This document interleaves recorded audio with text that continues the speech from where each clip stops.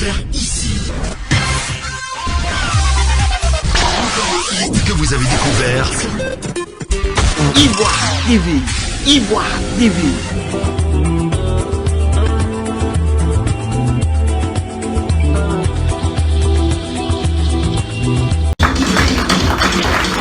Madame Danielle Tony, président de l'URD.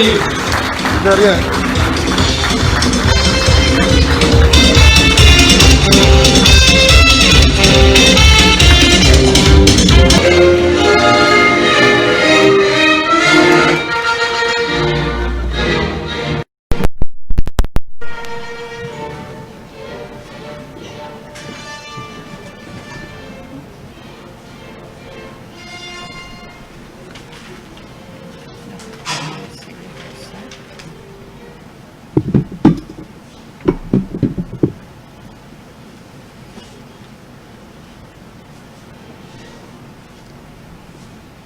Mesdames et messieurs les invités, je tiens à vous saluer, à saluer chacun d'entre vous en vos rangs, grades et qualités.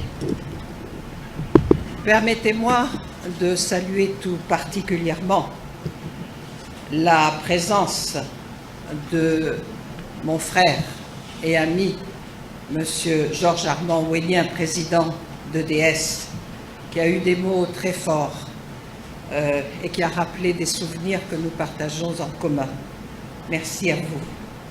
Je voudrais saluer aussi le secrétaire exécutif, vice-président du PDCI, chargé des relations avec les partis politiques. Merci. Merci beaucoup. Nous sommes très honorés.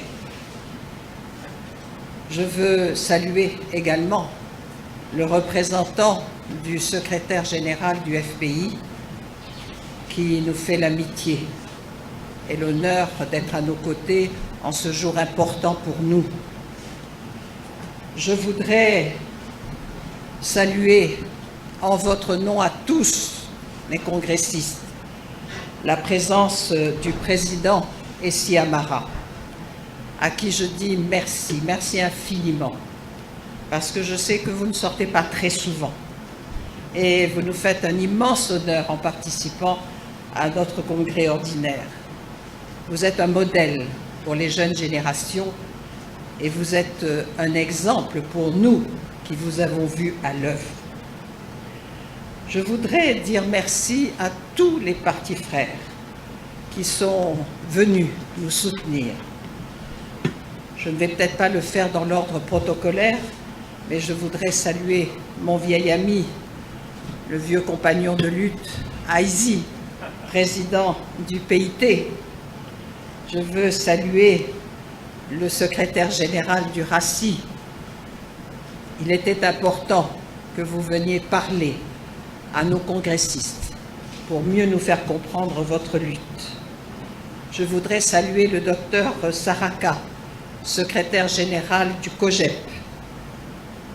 La présence également, que je salue, du pasteur Koné Mebra, qui est président du R2P.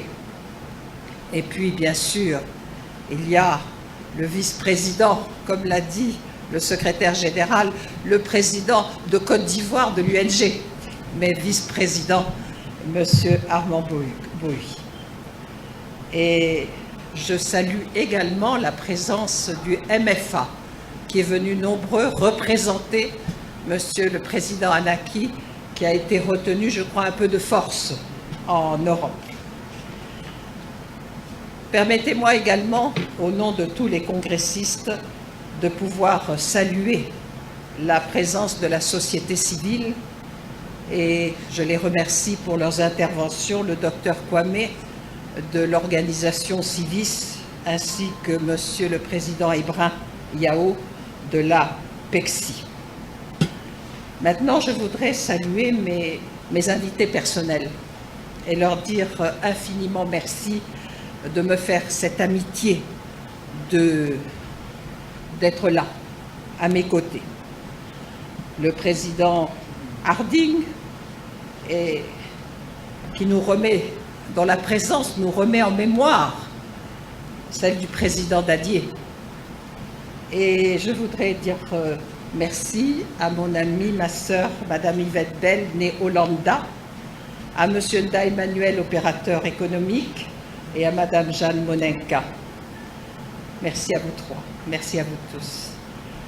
Vous me permettrez, il arrive souvent que dans ces énumérations, on oublie des personnes importantes, et je voudrais vraiment m'excuser auprès de Monsieur Tibet, qui aujourd'hui en plus porte plusieurs casquettes. Donc vraiment, je vous salue, puisque vous représentez le président Ouattara Nyonzié, mais vous êtes également le représentant du président par intérim de la CDRP. Pardonnez-nous et merci beaucoup des mots que vous avez eus dans votre intervention. Je voudrais, dans cette énumération, ne pas oublier les chefs traditionnels et bien sûr les chefs religieux, et je ne saurais manquer de saluer la presse, que je salue cordialement et remercie pour sa fidélité à nous accompagner. Et tous mes vœux, tous mes encouragements, tous mes saluts vont à vous, militants de l'URD, chers congressistes.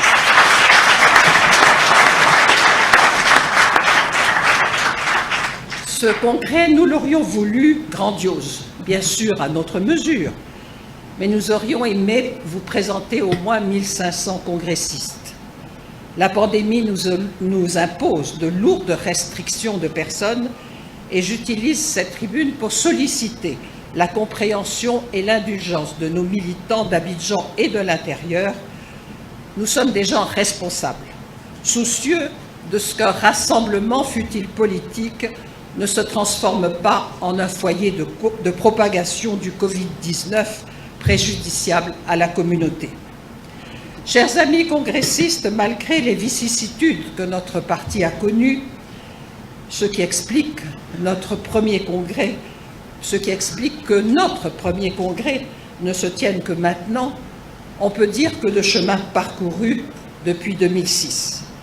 Nous avions fait un démarrage fulgurant et très prometteur, mais la crise de 2011 nous a fauchés en plein élan. Nous avons fortement trébuché, mais nous nous sommes relevés.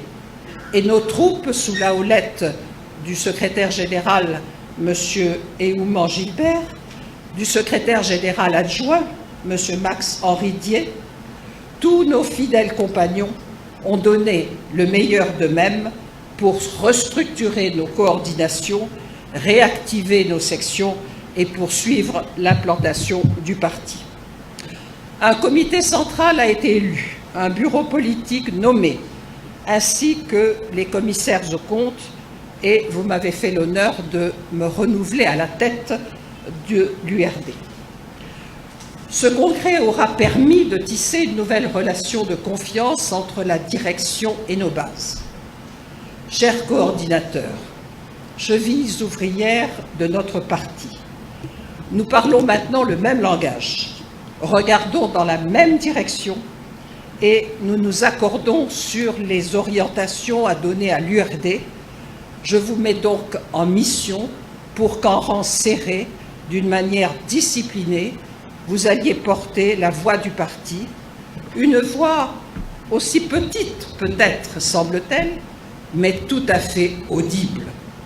Ce n'est pas notre nombre, c'est notre détermination qui va nous permettre de relever les nombreux défis auxquels notre pays est confronté. La Côte d'Ivoire, ça l'a été dit depuis tout à l'heure, on l'a dit souvent, la Côte d'Ivoire va mal. C'est pourquoi, en toute simplicité, mais avec solennité, je réponds à votre sollicitation et je me déclare candidate à l'élection présidentielle de 2020.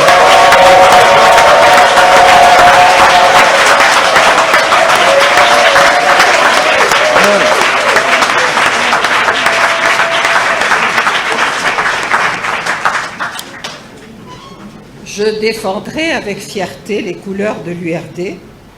Je ne saurais me dérober face à ce nouveau combat justifié, noble, même s'il est difficile à remporter. Vous pouvez compter, chers congressistes, sur moi, sur ma volonté et ma fermeté à faire partager la vision de notre parti.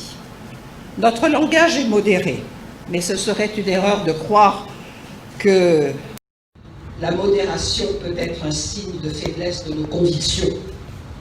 J'espère que vous avez pris conscience que vous me propulsez dans la cour des grands, où j'apparais vraiment comme un petit poussé. C'est donc avec beaucoup d'humilité que j'aborde ce tournant essentiel de ma vie. Je porte toutefois dans mon cœur qu'il ne faut jamais mépriser les faibles commencements, car rien de grand, nous dit la Bible, n'a jamais eu de grand début.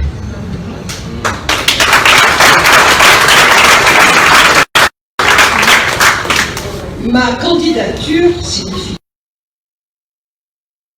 Mais je salue le changement de mentalité de notre société, de nos populations rurales, qui acceptent aujourd'hui avec enthousiasme l'idée d'une candidature féminine. Certes, je ne suis pas la première femme à me présenter, et je tiens ici à saluer mes devancières qui, elles, n'ont pas bénéficié de cet a priori, à savoir que les hommes ayant échoué, il faut passer le flambeau aux femmes.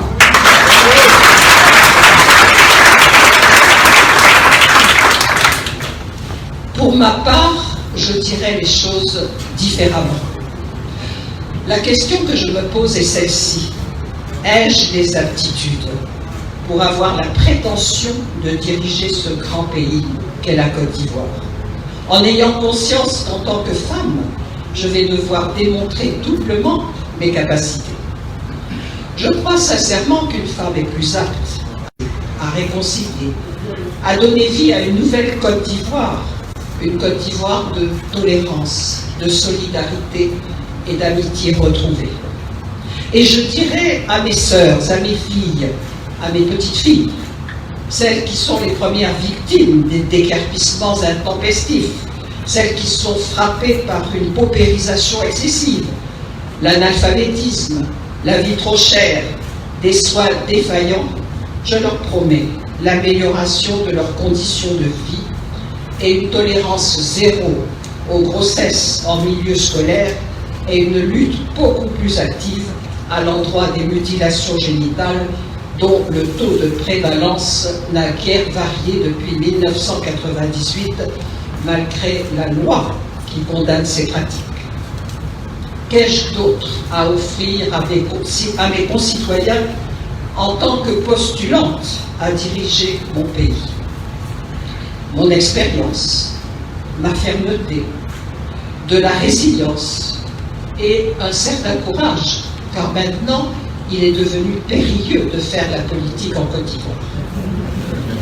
J'ajouterai à cela que mes compatriotes réclament de plus en plus de leurs dirigeants de la probité, de la rigueur dans la gestion des affaires publiques. La corruption doit être traquée. Le manque de transparence dans l'attribution des marchés publics ne doit plus être toléré. Mais ces remises en ordre dans l'administration ne doivent pas se transformer en chasse aux sorcières. Le régionalisme et l'appartenance ethnique doivent s'effacer devant la compétence et l'intégrité. Chers amis, chers congressistes, honorables invités, oui, j'ai une vision et un programme pour mon pays et notre société. J'ai même un idéal qui passe par le retour à nos valeurs essentielles. Aujourd'hui, et c'est regrettable, l'argent domine toute notre société. Et l'alternance au pouvoir est inconcevable dans l'esprit de certains, parce que cela signifie la fin des privilèges, des prérogatives, des prébendes. Le gâteau ou le restaurant, qui pour moi sont des mots horribles, eh bien, passant dans d'autres mains, disent-ils, il n'y aurait plus la possibilité de manger. Quelle tristesse de réduire la politique à des convulsions stomacales d'une amplitude.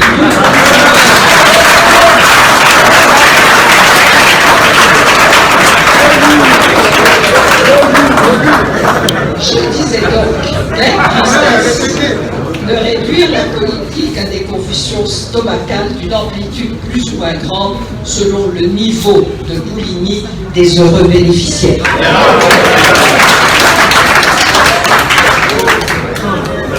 Notre devise s'appuie sur le travail et la valeur que l'on donne à ce mot. L'école est faite pour qu'on y apprenne le goût du travail, qu'on s'y instruise. L'université est le temple du savoir et non pas l'exutoire de passions politiques exacerbées. Pour cela, il faut mettre nos enfants dans de bonnes conditions.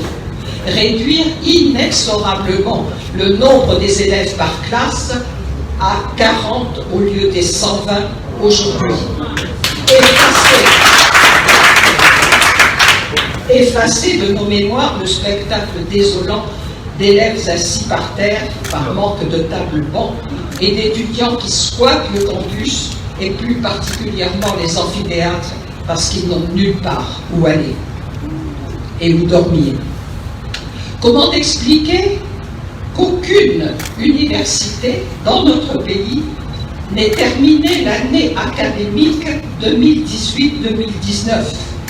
Et la seule réponse gouvernementale est de proposer que cette année soit rattrapée en 3 mois par un travail en ligne pour pouvoir commencer l'année 2020-2021 au mois de janvier.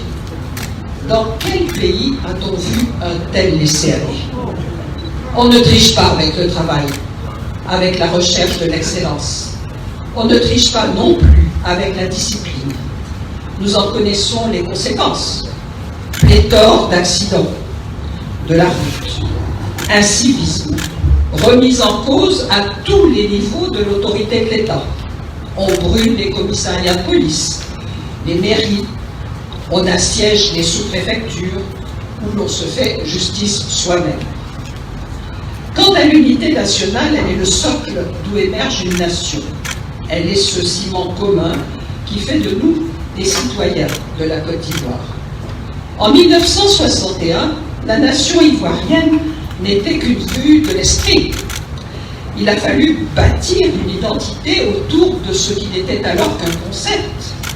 C'est une œuvre de longue haleine, un ouvrage délicat dans un pays aux 60 ethnies où la géopolitique est un gage d'équilibre. Mais la politique de rattrapage a tout fait voler en éclats. Sous le fallacieux prétexte que pendant des décennies, le Nord a été exclu de l'administration publique et des sociétés d'État, le régime actuel recrute et nomme au nom d'un nouvel équilibre discriminatoire et anticonstitutionnel.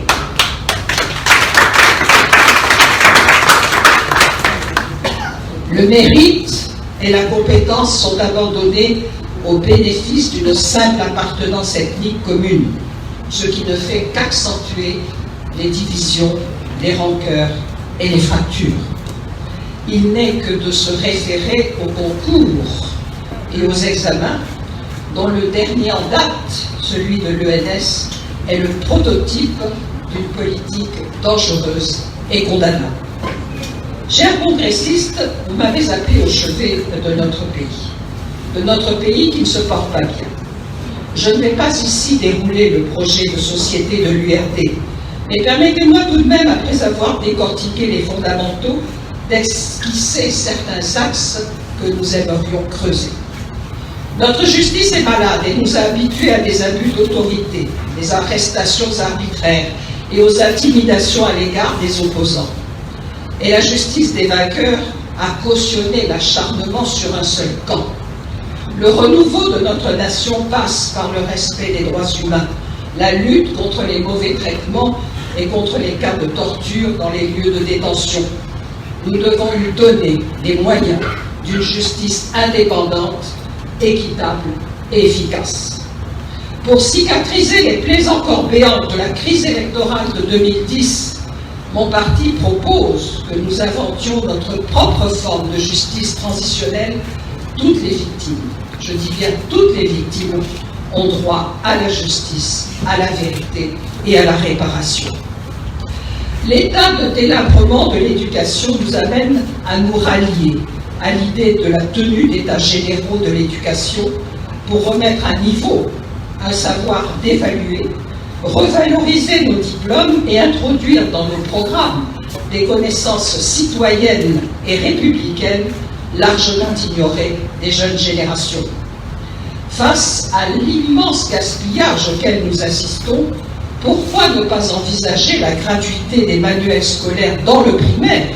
Cette mesure profiterait aux filles souvent victimes de discrimination, de sélection dans les familles qui n'ont pas les moyens de scolariser tous leurs enfants.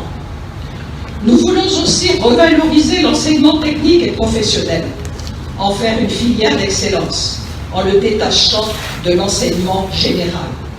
Nos villes ont besoin d'ouvriers spécialisés, de techniciens qualifiés, de bons maçons, de plombiers efficaces, de maintenanciers électroniques. Le champ d'application est vaste. Rappelez-vous, le candidat Alassane Ouattara avait promis en 2010 2 millions d'emplois. En fait, c'est nous qui avions mal compris. Il ne s'agissait que d'un potentiel d'emploi qui pouvait être transformé éventuellement en emplois effectifs. Eh bien, pour nous, les jeunes ont des droits et nous allons chercher à les satisfaire en leur facilitant l'accès à la formation, l'accès aux services financiers. Il serait d'autre part temps que soient créées les conditions d'une économie d'exportation, je crois que ça a été dit dans les résolutions, d'une économie d'exportation de produits bruts vers une transformation de nos matières premières en privilégiant les entreprises locales, ce qui serait créateur d'emplois. Les jeunes sont pleins d'énergie.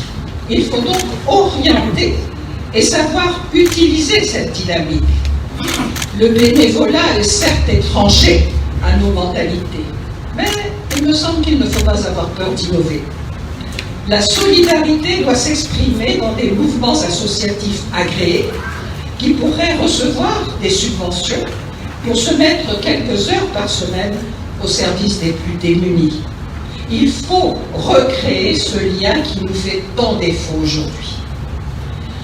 Je ne pourrais terminer cette énumération, qui est loin d'être exhaustive, sans évoquer la santé de nos concitoyens. Les Ivoiriens, même les dirigeants, ils nous le démontrent chaque jour, n'ont aucune confiance dans le système de santé. Et aujourd'hui, les hôpitaux ne sont très peu fréquentés, malgré la pandémie. La population préfère les soins traditionnels plutôt que de risquer d'attraper la Covid, comme vous voulez, dans les centres hospitaliers. Malgré des annonces triomphantes, nos plateaux techniques ne sont pas aux normes. Il faut donc rendre cohérente la politique sanitaire en commençant par regrouper sous la seule tutelle de la santé tous les établissements sanitaires dispersés, à part l'HMA, l'hôpital militaire d'Abidjan, qui se gère très bien tout seul. D'autre part, l'analyse des raisons de la démotivation des personnels de santé nous permettra aussi de définir une meilleure gestion des ressources humaines. La couverture de maladies universelles telle qu'appliquée actuellement ne donne pas satisfaction aux usagers.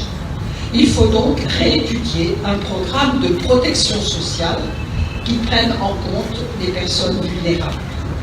N'oublions pas qu'à partir du moment où les populations payent des cotisations, elles sont en droit d'exiger des soins de qualité et un accueil correct de la part des soignants.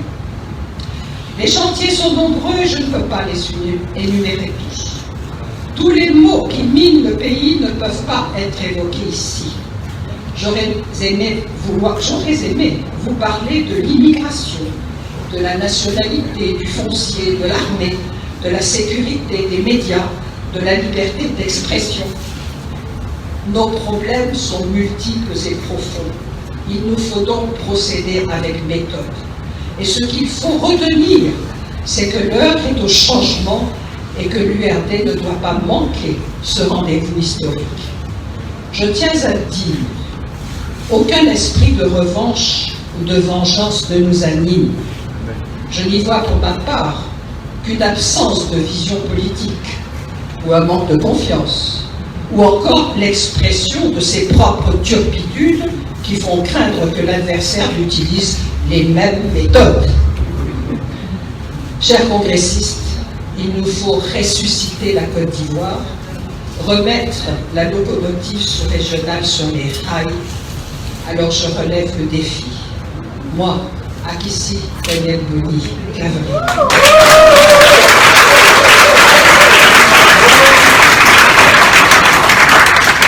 Allez partout, allez partout. Touchez le cœur de nos compatriotes. Semez la bonne parole. Dites que Clavry arrive. Donc au soir du 31 octobre, ce soit l'opposition triomphante qui noue un nouveau pacte social avec un peuple enfin libéré.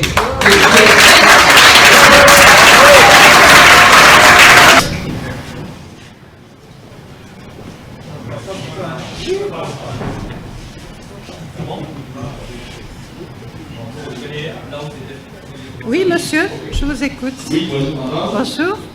Je suis Sylvain Dubaï, le site d'information Connexion Ivoirienne. Alors madame, votre discours est assez dense, il y a eu sa retenue, de sorte que on peut tout y avoir comme commentaire, comme... Mais il me plaît ici de vous demander, parce que pour vous avoir suivi ces dernières années, vous militiez très souvent pour une traduction en Côte d'Ivoire. Est-ce que vous pensez que les conditions actuelles sont optimales, sont normales, disons, au point qu'il s'agit d'une élection de 31 octobre? On peut vous déclarer candidat. Ou alors, c'est au cas où l'élection a lieu, est-ce que c'est ça? Transition versus élection. Une autre question? Bonjour Madame la Présidente, je suis Amani Jacques de PDCI TV. Félicitations tout d'abord, avant de commencer, pour votre candidature aux élections présidentielles du 31 octobre 2020. Je voudrais savoir, en tant que candidate, quels sont vos rapports avec la CDRP? Très bien, si vous ne trouvez pas l'inconvénient, on va répondre à ces deux questions et puis l'appétit venant en mangeant, on prendra peut-être d'autres questions. Madame la Présidente. Bien. Nous, en tant qu'URD, nous avons bien sûr l'éventualité d'une transition. Nous n'appelons pas de tous nos voeux la transition, parce que la transition est un moment extraordinaire. C'est une situation particulière. Mais nous avons dit qu'il faut savoir envisager tous les schémas, et si nous continuons dans la même voie que nous empruntons actuellement, avec une liste électorale qui est tellement, pour nous, pleine de suspicions, que je vous rappelle que nous demandons actuellement qu'il y ait un audit de cette liste électorale.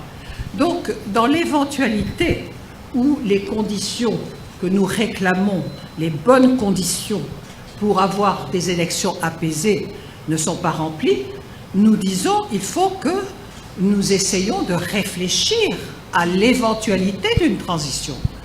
Ma candidature ne va pas nous empêcher de continuer à envisager plusieurs schémas, parce que justement, nous voulons avoir des plans A, des plans B pour ne pas nous laisser surprendre, parce qu'on a vu que quand on n'a pas de plan B, on peut se laisser surprendre et après c'est tout un pays qui peut sombrer. Alors donc, comprenez que nous ne sommes pas du tout en contradiction avec nos choix. La transition, nous continuons à y réfléchir parce que nous disons que le navire Côte d'Ivoire va mal les élections et le processus électoral est mal enclenché. Tout à l'heure, je suis sûre que vous allez me poser des questions sur la CEI. Je vous y répondrai pour dire que dans notre lutte, nous engrangeons des victoires, mais la lutte n'est pas terminée. Alors nous avons, au niveau de notre parti, nous avons dit qu'il n'était pas du tout antinomique que nous puissions nous positionner en tant que candidate à l'élection présidentielle. Nous continuerons avec nos alliés que sont EDS et la CDRP, nous continuerons à nous battre pour essayer d'arracher ces conditions à un régime qui malheureusement se montre souvent incompétent. Et en même temps, nous disons que au cas où, vous vous rendiez compte, si nous ne sommes pas préparés, donc nous allons laisser les choses et nous allons dire, bon, ben on se met dans un seul choix, la transition, parce que nous disons qu'il n'y aura pas d'élection. Et si les élections se tiennent à la date voulue, nous pourrions être comme cela, sans moyens, sans instruments pour pouvoir peser sur la politique. Donc comprenez que notre choix n'est pas du tout antinomique et que nous sommes et nous restons cohérents dans nos positions. Maintenant, mes rapports ou nos rapports avec la CDRP, excusez-moi, je suis tellement marquée par la CDVR que j'ai du mal à dire la CDRP. La CDRP. La CDRP, excusez-moi, vraiment. Nos relations sont excellentes avec la CDRP et elles continueront à l'être. Depuis maintenant des mois, nous travaillons aux côtés de cette coalition du président Conan Bédier et nous allons continuer parce que nous considérons que nous sommes un allié de la CDPR, de la même manière que nous sommes un partenaire de DS. Et je crois quand même que quand il y a un accord entre le FPI et le PDCI, eh bien, ça ne peut que renforcer les liens entre les deux groupes, les deux plateformes que sont la CDPR et EDS. Donc nos relations... Bon, vous corrigerez, s'il vous plaît, de vous-même, vous m'excusez. Bon. Donc vraiment, nos relations restent excellentes et nous continuerons à nous trouver aux côtés aussi bien de la CDRP que d'EDS. Nous continuerons notre combat commun que nous menons et la candidature de l'URD, comme je l'ai dit, c'est le petit poussé aux côtés de ce que certains ont appelé les dinosaures, mais que moi j'appelle les grands de la cour. Eh bien, nous n'avons pas, si vous voulez, nous n'avons pas de complexe de ce côté-là, mais nous pensons que nous pouvons donner un discours nouveau qui peut un peu donner une certaine dynamique. Et puis, nous resterons dans nos alliances. Et le deuxième tour nous verra réunis parce que vous avez bien entendu que j'ai terminé mon discours en disant que le 31 octobre, ce que nous souhaitons, c'est la victoire de l'opposition. Voilà, donc...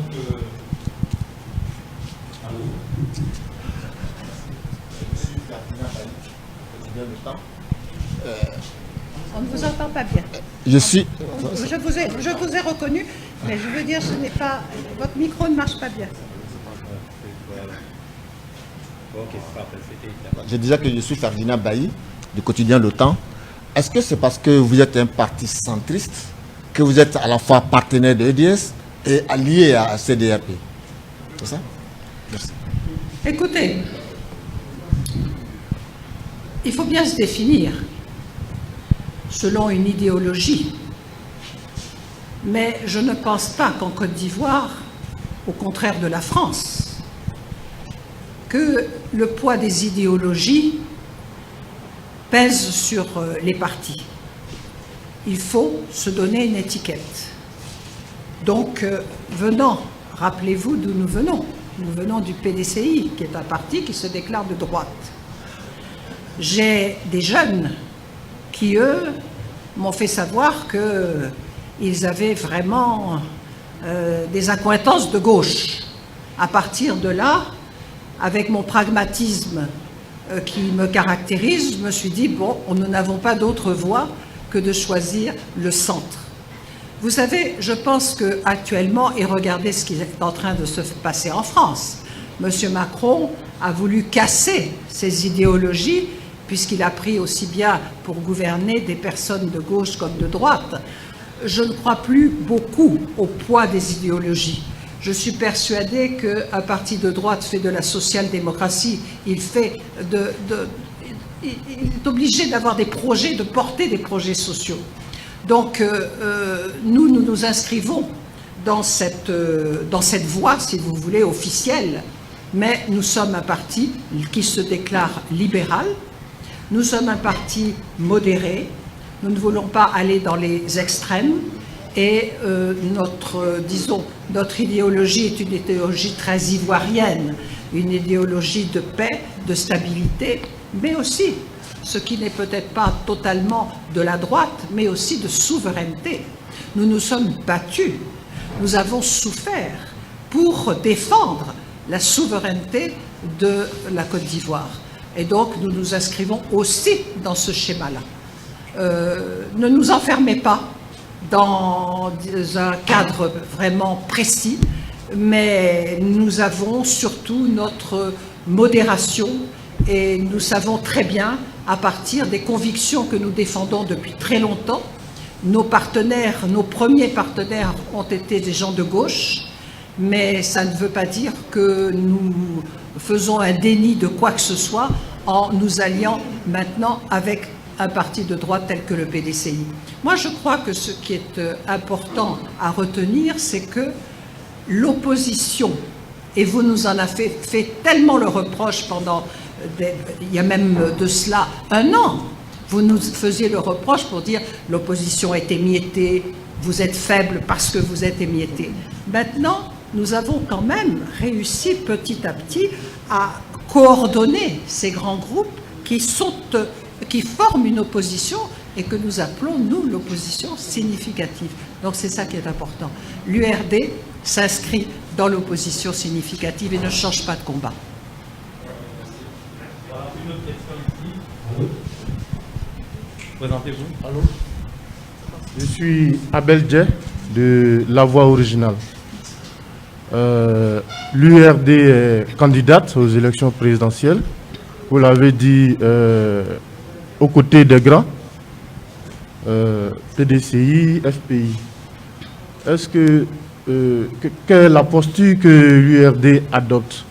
Est-ce que l'URD, en allant à ces élections, pense vraiment remporter ces élections, ou bien l'URD se positionne en faiseur de roi? Merci. Je suis très flattée que vous puissiez... Oui, pour enchaîner, madame. Que vous puissiez nous voir éventuellement en faiseur de roi.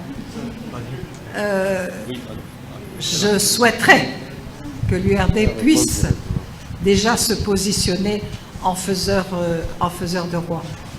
Vous savez, nous sommes... Est-ce qu'on peut... Monsieur, vous pouvez vous pousser? J'aime bien parler à mon interlocuteur.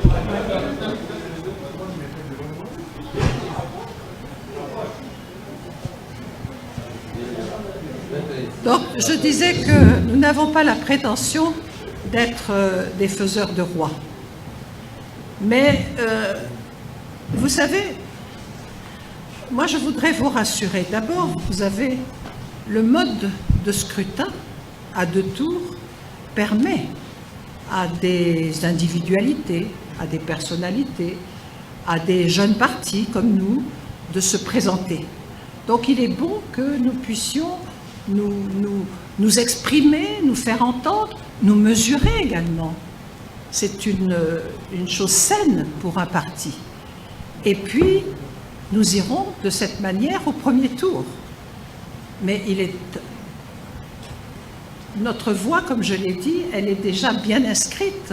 Donc il est évident qu'au second tour, tous les jeux d'alliance vont jouer, vont se mettre en place, et puis que la victoire finale appartiendra à l'opposition.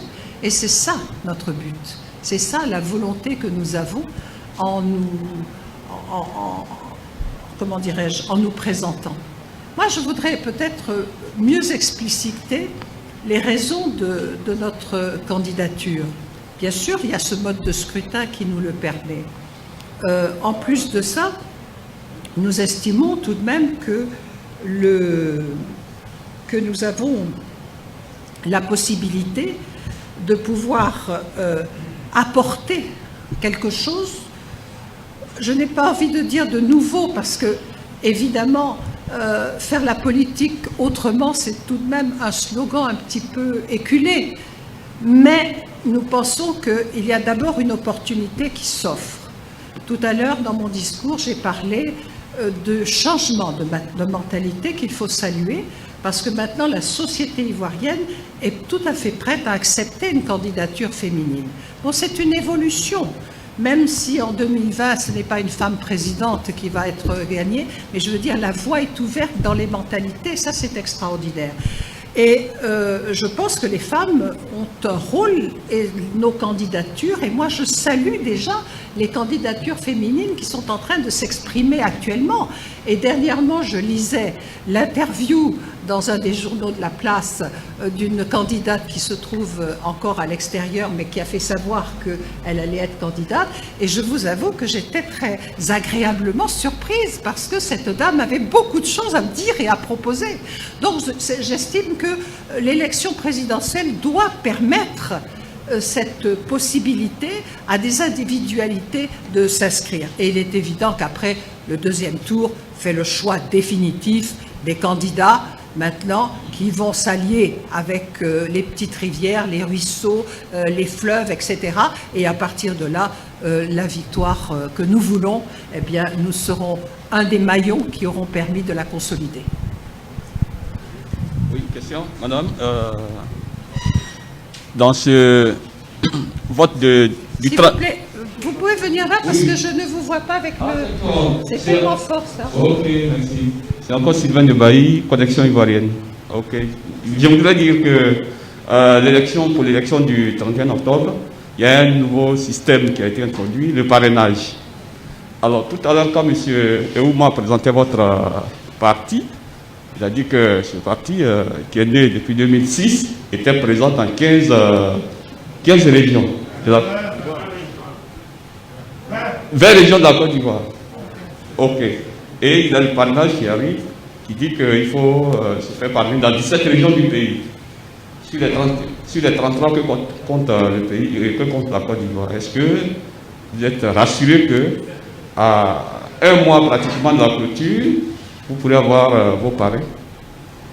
Deuxièmement, quelle est votre réflexion quand vous voyez à l'élection de 2020 les grands dinosaures de la politique ivoirienne, Laurent Gbagbo d'un côté, Ali Konan Bédié et Alassane Ouattara, presque, qui se positionnent, alors que certains auraient voulu une transition générationnelle? On dirait que ça n'est pas en train d'arriver. Quelle est votre réflexion personnelle? Est-ce que vous êtes cette nouvelle génération? Merci. Merci beaucoup de vos questions, parce qu'elles nous permettent d'aborder cette question du parrainage. Vous n'êtes pas sans savoir que c'est un élément qui a fait partie du dialogue politique. Et lorsqu'on nous a présenté le schéma de ce parrainage, vous savez que nous avons réagi et que nous l'avons vraiment pas... S'il vous plaît, restez, j'aime bien, voilà. Nous n'avons pas accepté. Malheureusement, on ne nous a pas laissé le temps de discuter, puisque juste après, le dialogue politique a été interrompu unilatéralement. Mais nous nous étions insurgés. D'abord, nous pensons que ce parrainage change totalement et introduit de nouveaux usages. À quelques mois à peine d'un scrutin, introduire ce genre de réforme qui bouleverse les habitudes et les mentalités, il aurait fallu d'abord le faire beaucoup plus tôt, parce que cela exigeait que l'on fasse de la sensibilisation, j'ai presque envie de dire de la formation. Vous avez vu comme c'est compliqué ce qu'on nous demande. de remplir. Et puis vous avez également constaté qu'on est obligé de mettre les noms des électeurs. On leur demande presque de remettre les noms de leurs pères et mères. Où est le secret du vote là-dedans? Parce qu'ils ne sont pas des élus, ce sont des électeurs. Donc, nous estimons que vraiment ça a été fait dans la précipitation, et cette précipitation, à nos yeux, est suspecte. Elle est extrêmement suspecte. C'est pour ça que, vraiment, nous n'avons pas donné notre accord. Nous sommes obligés. Nous sommes obligés, nous nous soumettons. Alors, évidemment, peut-être que les grands partis, eux, vont pouvoir répondre à ces exigences de 17 régions et districts. Nous allons y arriver. Ça ne va pas être facile, surtout en un mois. Mais nous avons décidé que, comme nous étions tout de même présents dans une vingtaine de régions, eh bien, nous allons tenter. Nous ne voulons pas nous laisser intimider, mais nous allons dénoncer également tous les freins qui inévitablement vont se poser devant quelque chose qui est nouveau pour tout le monde. Et c'est tellement nouveau pour tout le monde que même les techniciens de la commission électorale, les conseillers qui sont des techniciens donc électoraux, eux-mêmes sont dépassés et ne maîtrisent pas ce parrainage. Donc c'est venu, si vous voulez, d'une manière très abrupte, et je pense que la manière dont ça a été monté, dont ce dossier a été monté, est vraiment fait pour gêner le maximum et éliminer le maximum de candidats. C'est de la même manière que, là, heureusement qu'on nous a entendus, parce que pour la caution, rappelez-vous que le RHDP demandait 250 millions de caution. Et là, nous avons vraiment donné de la voix pour dire que ça n'était pas possible. On ne peut pas mettre tout uniquement ou qualifier quelqu'un uniquement parce qu'il aurait un compte en banque fourni et on ne sait même pas comment ce compte en banque aurait pu être fourni. Donc là où nous nous sommes battus, mais vous voyez, il y a une espèce de catégorisation que le gouvernement fait des Ivoiriens et ça, c'est très dommage. Alors, c'est disons, un pari difficile, mais notre présence dans 20 régions nous dit que nous allons tenter de répondre aux exigences exorbitantes de ce parrainage que vraiment nous trouvons anormal. Mais comme il nous est imposé, donc nous sommes bien obligés de passer par là.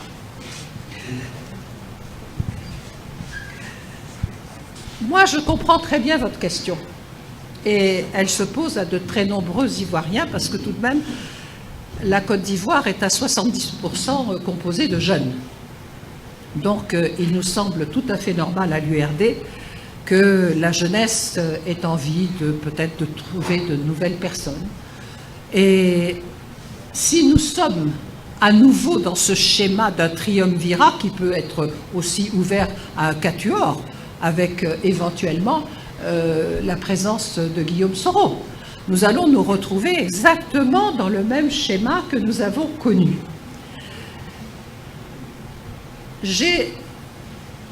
Pour répondre à votre question, je dirais que nous sommes dans une situation non pas exceptionnelle, hein, ça je refuse le terme exceptionnel, mais nous sommes dans une situation particulière. Vous avez un PDCI qui, ne l'oublions pas, a tout de même été très fragilisé par les défections en cascade qu'il a connues de ses cadres vers le RHDP. Il a donc fallu toute l'autorité, le côté solide et inébranlable d'Henri Konan Bédier pour empêcher que le PDCI n'implose. Et aujourd'hui, l'unité du PDCI est incarnée par le président du parti. Je ne cherche pas à justifier la candidature du président du PDCI-RDA, j'essaye moi de l'analyser. Et c'est comme ça que je comprends que le parti ait choisi de désigner Henri Konan Bédier parce que c'était le seul moyen de pouvoir garder le PDCI uni autour de sa personne. Maintenant, prenons le FPI. Pour le FPI, il est évident que le candidat naturel ne peut être que Laurent Gbagbo. Et le FPI est dans son rôle quand le secrétariat général et puis très bientôt, je pense, le comité central vont demander que Laurent Gbagbo accepte d'être leur candidat. Là aussi, je veux dire, c'est un schéma particulier qui fait que nous aurons, nous l'espérons même, la présence comment dirais-je, du président. Alors donc, il faut comprendre que les nouvelles générations ont raison d'être impatientes, mais elles vont avoir maintenant les 5 prochaines années, d'abord pour se faire reconnaître de leurs instances en interne dans leur parti, et puis elles vont avoir maintenant l'obligation non plus de rester ou à l'extérieur ou de rester peut-être un peu trop dans des bureaux. Il va falloir maintenant que cette nouvelle génération aille sur le terrain se faire connaître de la population.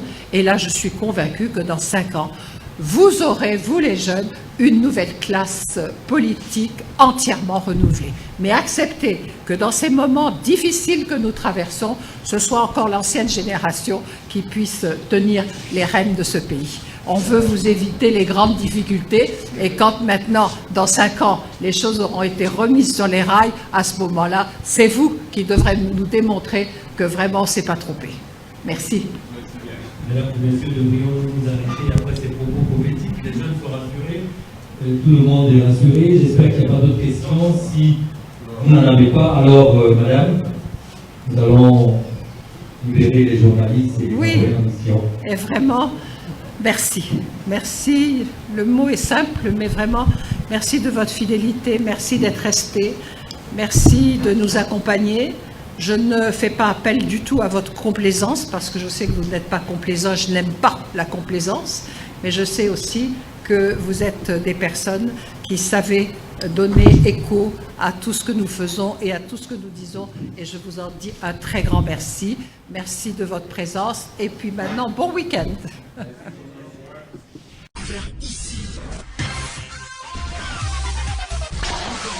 Que vous avez découvert Ivoire TV. Ivoire TV.